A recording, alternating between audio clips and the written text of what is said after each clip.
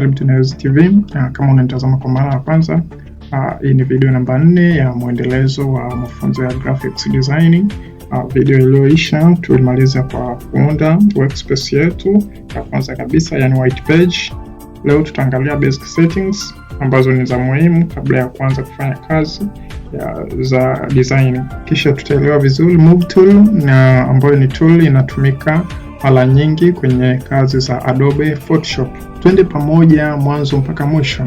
Sasa kwa kuanza na auto select setting, baada ya kufungua Photoshop yako na kucreate new document ama new canvas kama mimi, utakuja hii hapa tools ya mwanzo, utaiselect. Baada ya kuiselect, itaonekana panel hapa juu ambayo inaonyesha auto select. Sasa kitu utakachotakiwa kufanya kwenye auto select, hakikisha umecheck. Hivyo hakikisha tiki inakuwepo, ama naweza kusema tiki iko on. Sasa wakati auto select ikiwa on ama ikiwa checked, inatusaidia kwamba nikibofya kitu chochote kwenye canvas ama workspace yangu hapa, kitu chochote kina be selected kwenye Photoshop yangu. Sitahitaji kuja kukiselect ama kukibofya kwenye layer upande wa pili. Kwa hiyo auto select inatusaidia kuselect kitu moja kwa moja. Tutakuja kuona namna inavyofanya auto select tukianza kuchora ma shapes tofauti, lakini pia tukianza kuweka vitu tofauti kwenye canvas, tutaona muhimu wa auto select. Setting namba 2 ni setting ya show transform. Hiyo ukiangalia mahali hapa utaona imeonyesha show transform, lakini hakuna tiki.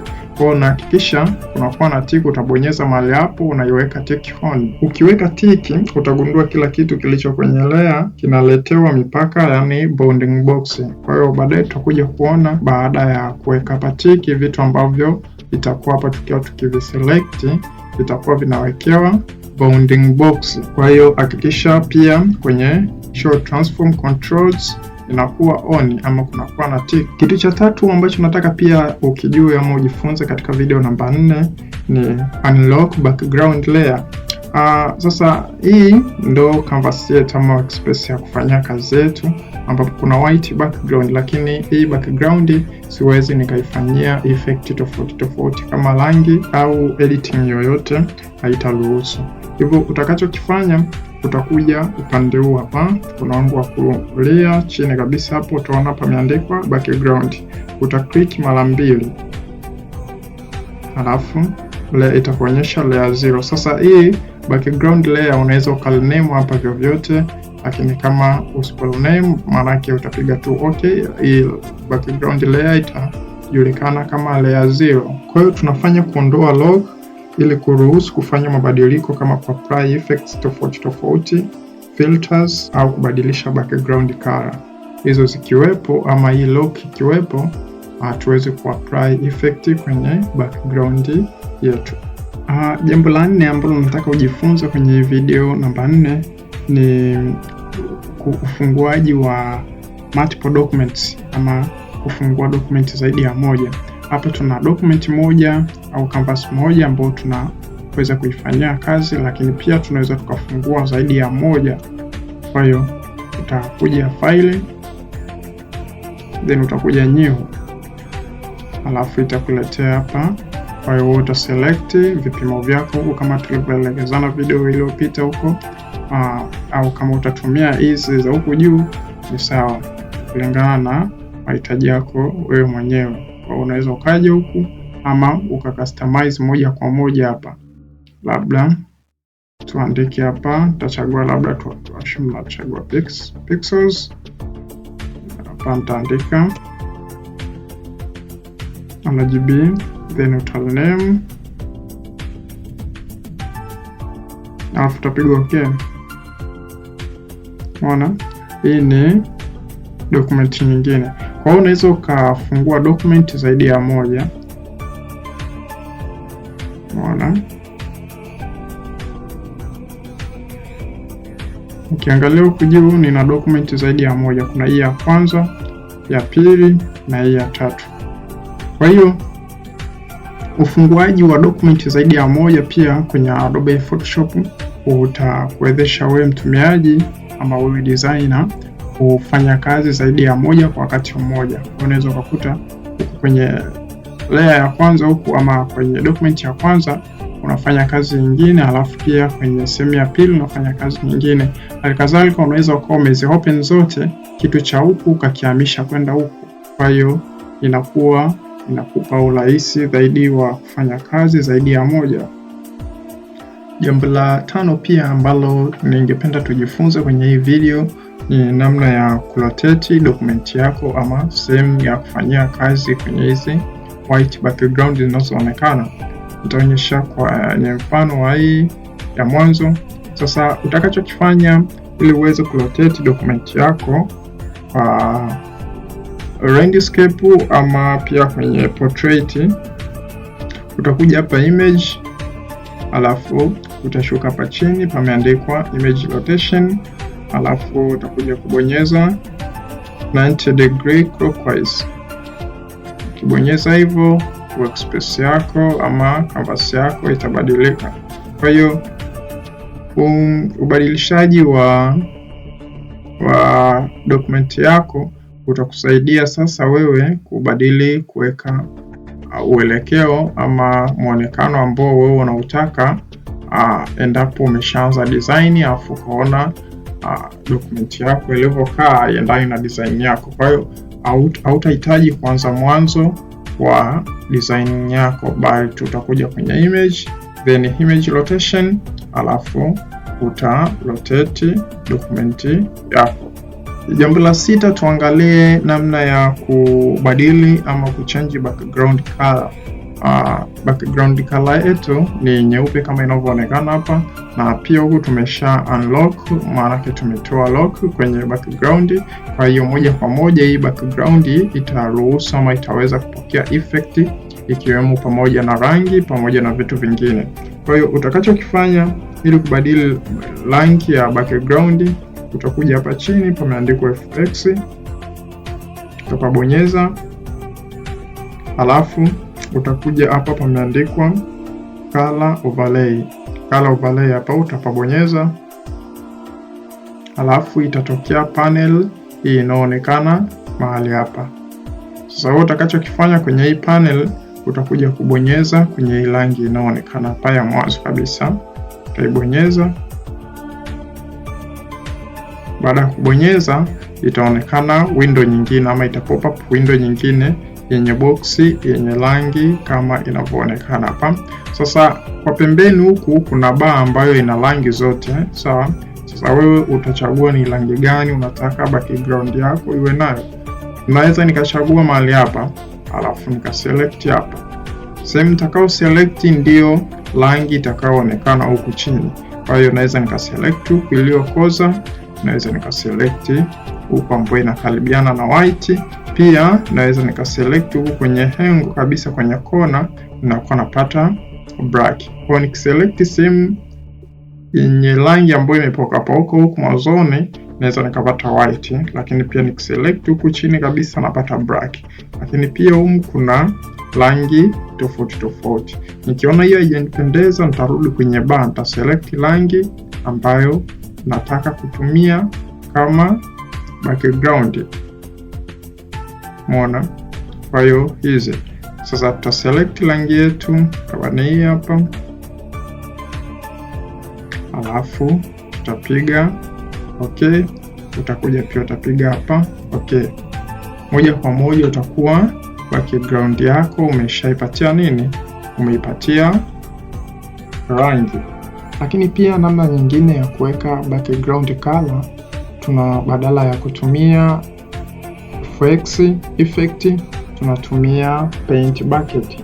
Paint bucket sasa tuonyeshana hapa kwenye page nyingine. Sasa ukiwa kwenye page mfano kama hii hapo, unataka kuipatia background color ama unataka kuchange color, cha kwanza uta unlock.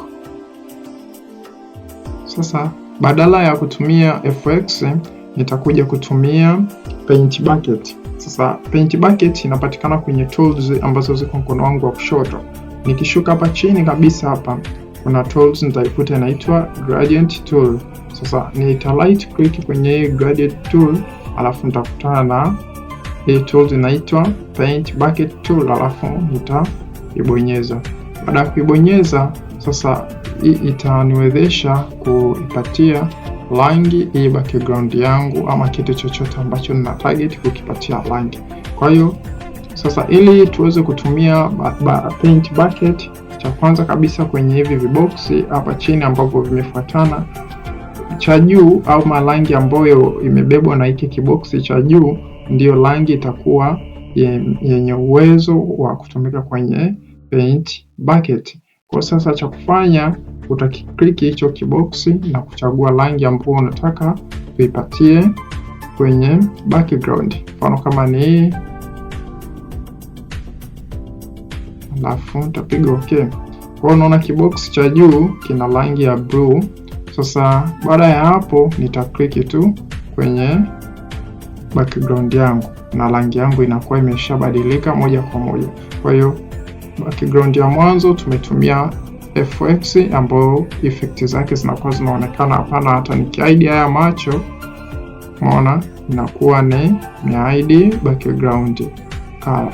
Lakini nikija kwenye hii ya pili ambayo tumetumia bucket ama tumetumia paint bucket, yenyewe inakuwa haina hizo effect moja kwa moja.